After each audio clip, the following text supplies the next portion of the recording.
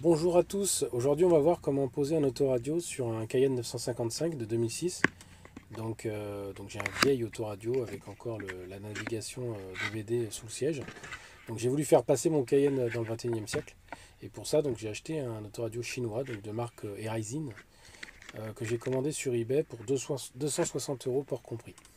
Donc méfiez-vous parce que si vous commandez directement à Hong Kong, vous risquez d'avoir des frais de douane et ça peut chiffrer assez vite. Donc moi j'ai préféré passer par un vendeur qui se trouve en Europe, en l'occurrence en Allemagne.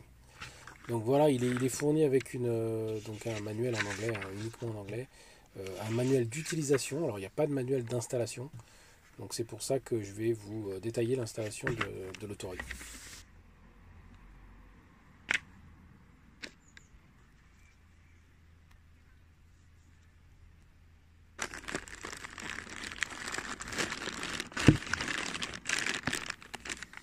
Alors malgré que ce soit un autoradio chinois, il fait pas du tout cheap, hein. On voit qu'au niveau qualité, c'est pas mal du tout. Et j'ai choisi celui-là puisqu'il a vraiment le même design que l'autoradio d'origine, donc avec les deux boutons, enfin un bouton de chaque côté. Donc il s'intègre vraiment bien dans la console centrale du Cayenne. Alors l'autoradio est fourni avec deux faisceaux principaux. Et il y en a un des deux qui va partir à la poubelle en fonction de ce que vous avez d'origine sur votre véhicule. Donc on verra ça plus tard au montage.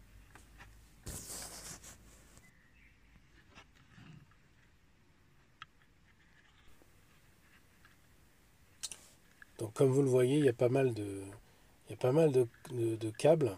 Donc certains ne vont pas être utilisés en fonction de savoir si vous allez mettre des caméras de recul, il y a des ports USB qu'on peut rajouter à l'arrière. Donc en fonction de ce que vous allez rajouter sur l'autoradio, vous allez ou non utiliser les câbles. À savoir que derrière l'autoradio, il n'y a pas énormément de place. Donc moi j'ai mis le faisceau principal, le bus CAN qui permet de récupérer les commandes au volant. Qu'est-ce que j'ai mis d'autre? J'ai été obligé de rajouter les DIN output pour pouvoir connecter l'antenne électrique et puis également le module d'antenne électrique. Alors d'ailleurs le module d'antenne électrique, donc c'est un simple module, une simple prise et ça pose problème en termes de réception. Donc j'ai été obligé de rajouter une double prise avec un amplificateur. Donc voilà, c'est celui-là, hein. Donc on voit bien qu'il n'y a qu'une seule fiche. Alors que sur la voiture, il y a deux fiches. Donc j'ai foutu celui-là à la poubelle et j'en ai racheté un autre qui fonctionne nettement mieux. Donc voilà, une fois qu'on est sur la voiture, donc là c'est l'ancien poste hein, qui tirait sa révérence. Donc là, on enlève en fait l'habillage du côté, on commence par le côté gauche ou droit, peu importe. Et en fait, on décale cette baguette tout autour de l'autoradio pour pouvoir accéder aux vis de fixation qui se trouvent juste derrière. Donc il y a 4 vis. Voilà, donc une fois qu'on a retiré tout ça, on fait attention à ne pas abîmer cette pièce-là qui coûte relativement cher. Et puis également le tour en fait qui est en cuir en ce qui me concerne et qui risque d'être abîmé par l'outil que vous allez passer pour faire levier. Donc évitez les tournevis. Donc voilà, une fois qu'on a enlevé, on a accès aux différentes vis qui se trouvent derrière. Donc il y en a 4 et ce sont des Torx, 220 de mémoire.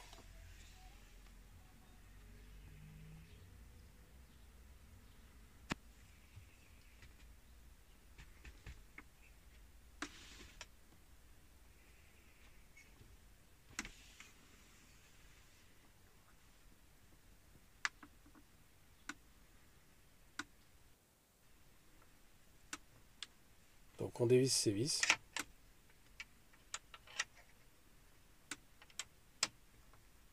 Et ça va nous permettre de tirer sur l'autoradio pour l'extraire. Jusque là rien de difficile. Donc voilà, une fois extrait, on accède à toute la connectique qui se trouve derrière l'autoradio.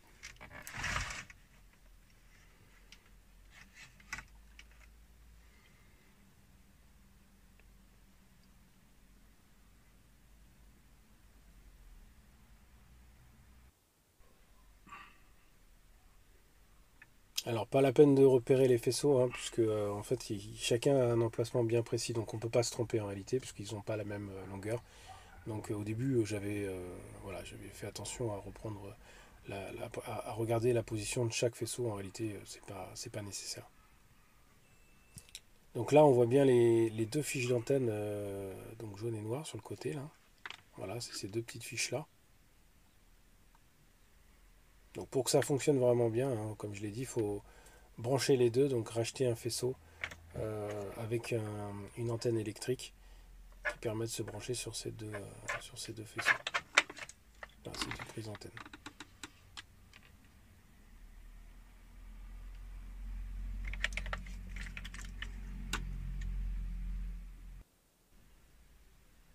Donc voilà, celui de droite là, je ne l'ai pas utilisé, donc moi j'ai utilisé que celui de gauche. Donc, comme je vous ai dit, hein, ça dépend du véhicule que vous utilisez, que vous avez, du faisceau que vous avez d'origine.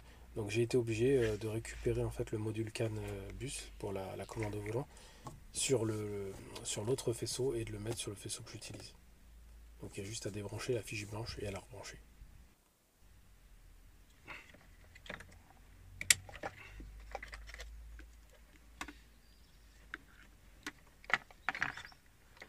Donc voilà, on branche les connectiques une à une.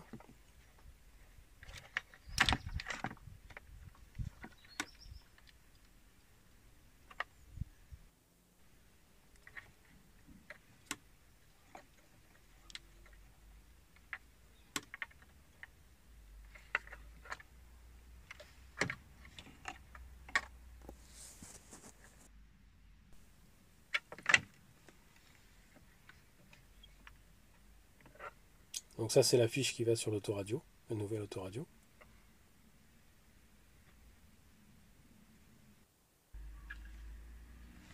Et ça c'est la fameuse fiche blanche qu'il faut en fait aller brancher sur le module CAN si nécessaire.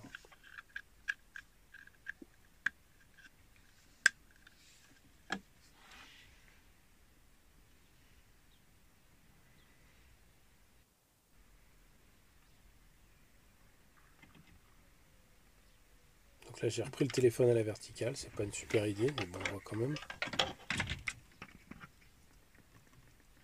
Donc on branche la fiche sur l'autoradio.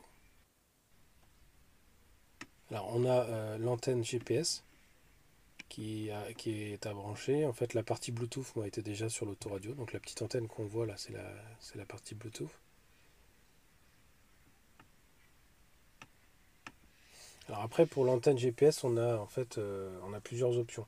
Ce qu'il recommande en fait c'est de le mettre sur le tableau de bord au niveau de la baie vitrée et de faire longer le câble en fait sur le côté pour le ramener au niveau de l'autoradio. Moi je trouve pas ça très esthétique, du coup ce que j'ai fait c'est que j'ai déposé en fait l'aérateur au niveau du centre du tableau de bord et j'ai caché en fait le module, donc le récepteur GPS juste derrière. On verra ça un peu plus loin sur la vidéo.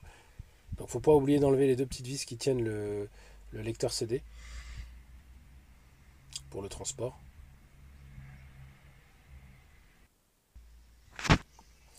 Voilà, donc une fois qu'on le... Là c'est le premier essai hein, donc j'ai fait, donc ça fonctionne bien, on a bien la marque Racing qui s'affiche. Ensuite, bah, on voit que c'est bien de l'Android, il n'y a pas de doute, donc je crois que c'est de l'Android 9 ou 10.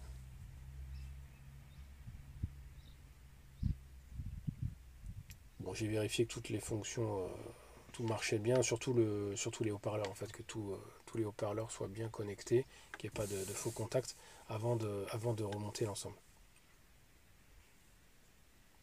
Donc bon, on a la connectivité Bluetooth évidemment en streaming pour pouvoir écouter la musique. On peut se connecter en Wi-Fi également. Mais on verra ça un peu plus loin dans la vidéo.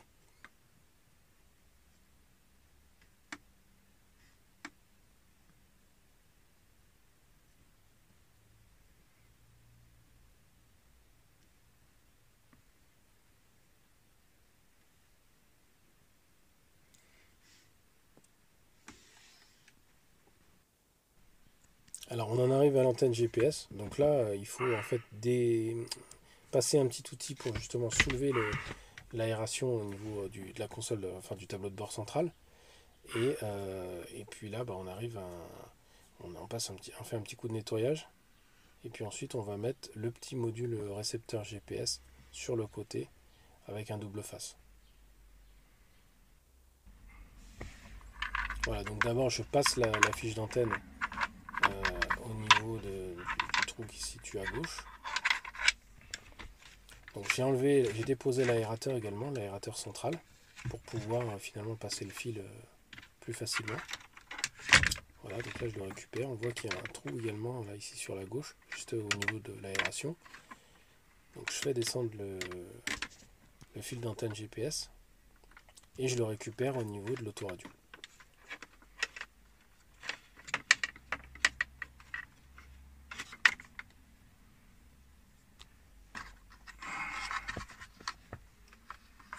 Voilà, l'antenne GPS, c'est à cet endroit-là que je la pose avec du double face.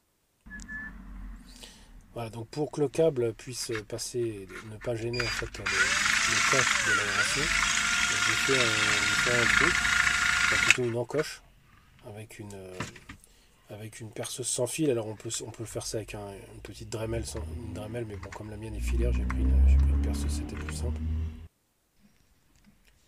Donc voilà, on cache les câbles.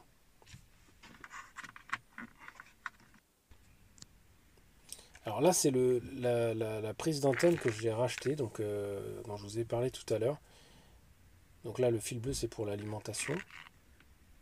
Et on voit bien que cette fois, il y a bien deux fiches d'antenne qui correspondent à ce qu'il y a d'origine sur l'autoradio. Donc voilà, j'ai remonté tout ça.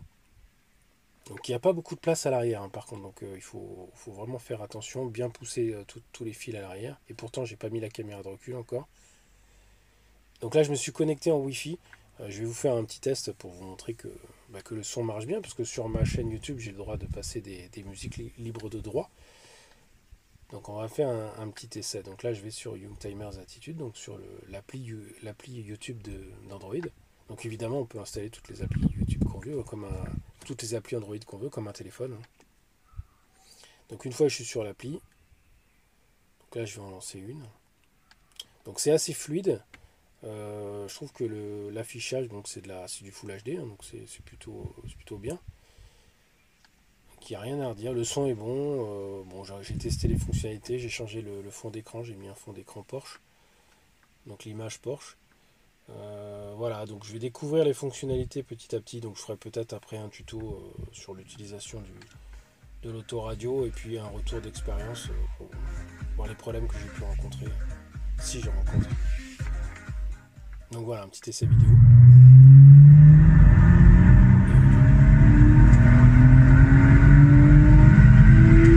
C'est sympa, donc on peut installer Molotov, mettre la télé évidemment.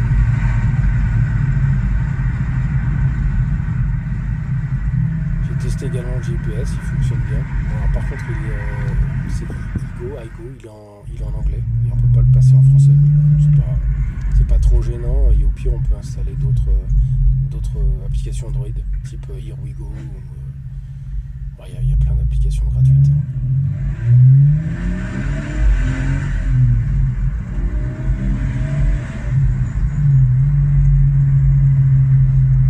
Donc voilà, là on a accès à toutes les applications et en particulier là au store de Google Play, sur lequel on peut installer ce qu'on a l'habitude d'utiliser comme application. Voilà, écoutez, j'espère que ça vous a plu, puis n'hésitez pas à lâcher un pouce et puis à vous abonner à la chaîne.